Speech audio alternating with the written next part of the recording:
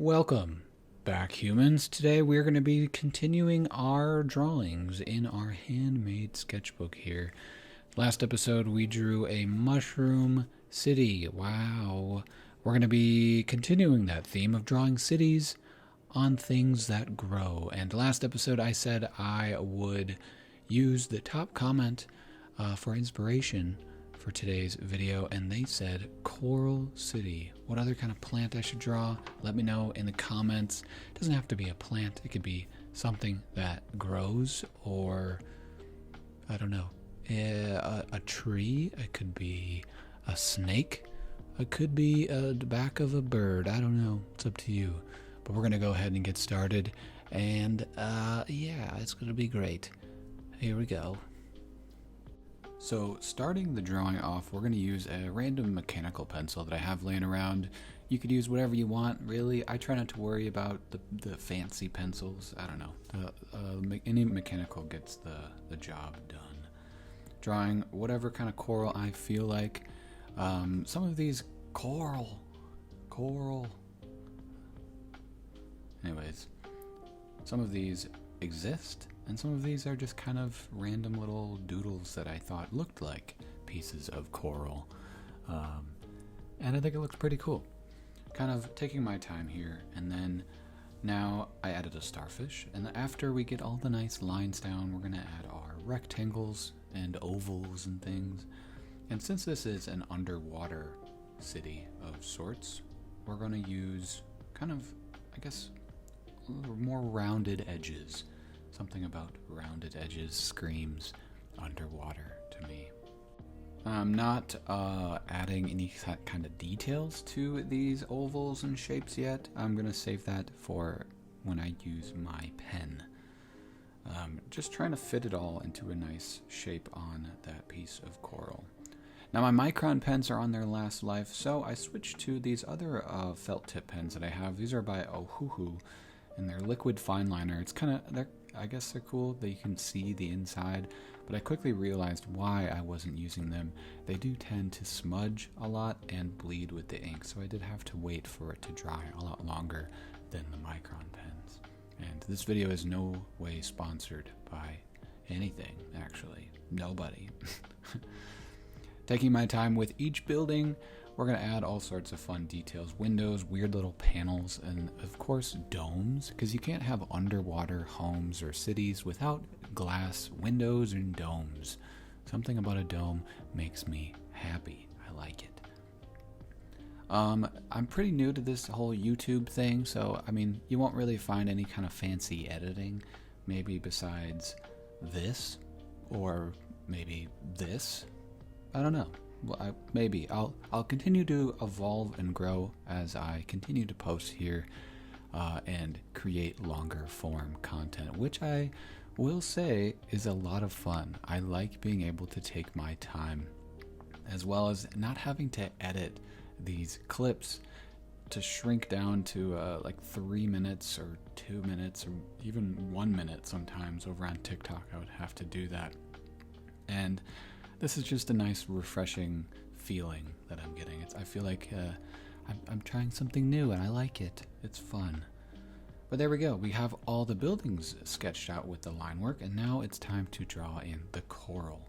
Starting at the bottom, working my way up, adding weird little details here and there. I'm actually avoiding adding little like texture work and specks and things because of the bleeding of the pen.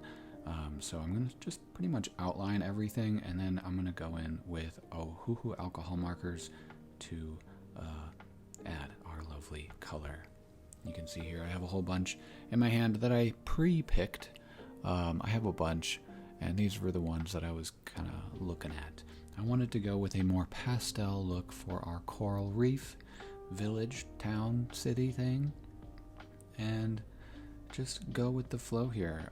Trying my best to blend the colors, but first we're going to do a nice base of this interesting orange color. I don't know. It's pretty neat looking. Drawing in, coloring in the section of that coral, and I wanted the pieces to be different colors as well. But yeah, I don't know. I like it.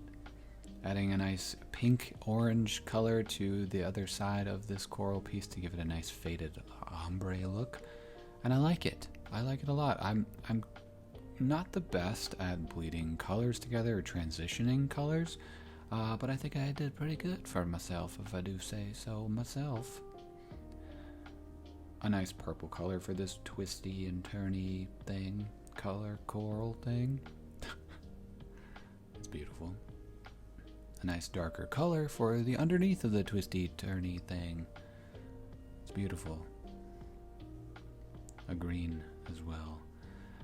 My color choices for the most part are pretty spur of the moment. I'm not really thinking too far ahead on what I'm doing. All I knew going into this is that I wanted the colors to be pastel-y. And I think it looks kind of cool, I think, maybe. Let me know in the comments if you think it looks cool. And if it doesn't look cool, let me know, I guess. Some green for the seaweed. And I will be adding fish to this. Just stay tuned. Be patient. There'll be fish, I promise. Can't have coral reef without a fish. At least one fish. What's everybody's favorite fish? I like eels.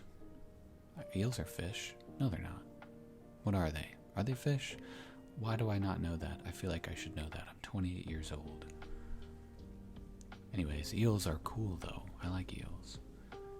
And I did kind of add an eel to this piece down the road in this video. Now we are done with the coloring of the coral. On to the buildings, which I went with a nice gray shades of colors, just because I was trying to visualize what buildings underwater would look like, and I went with a more muted tone as well, trying to differentiate it from the coral itself. Some darker window siding. Eventually choosing an interesting yellow and blue for the windows. That was another kind of choice that I made, I guess, along the process of making this. Not sure why they're yellow. Maybe there's lights on the inside of these buildings. Maybe. I don't know. I leave it up to you in the comments to decide for yourself, to justify my choices, I guess. Most of the time, I'm just going with the flow here. Some blue for some of the extra windows that I missed. Mostly gray blue. A lot of gray here. I'm a big fan of using gray colors. It's a nice shadowy look. And then after I finish all of the coloring, we're going to go in with the pen once again and add some extra specks and lines and details. And honestly, I really like this. This was a process for sure. You got to trust the process, because in the beginning of this, I was like,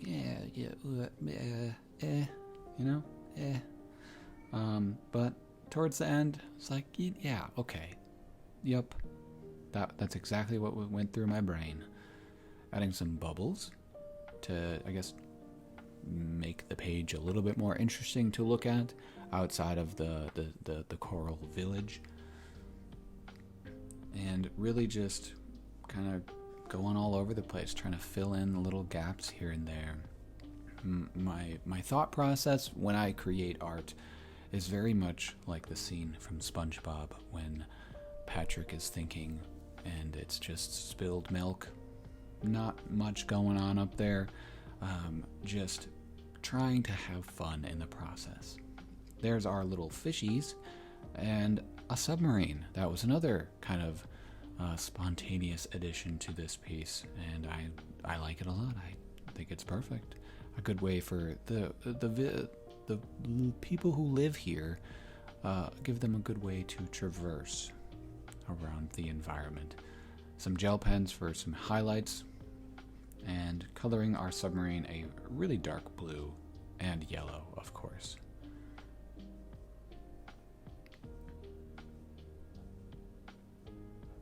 I think it adds to the lore of this world, how they kind of travel from one village to another. And I like to imagine whoever lives here is living one with the coral.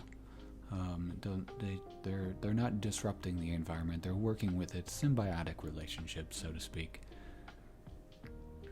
And we gotta add my signature, CWG. It stands for my name, if you don't know. See, Chase William Gentry. and 26 for the year. And after that, it's all done. I could do a boy line hobby time and I'll call it good. Time for the glamour shots. But there we are. Let me know in the comments what you think. Do you like it? Do you hate it? Is it cool? Is it poopy? I don't know. Create your own story in the comments. I read all the comments, by the way, and I'm curious to hear what you have to say. Subscribe, like the video, or dislike it. Whatever you want to do. I love you. See ya in the next one.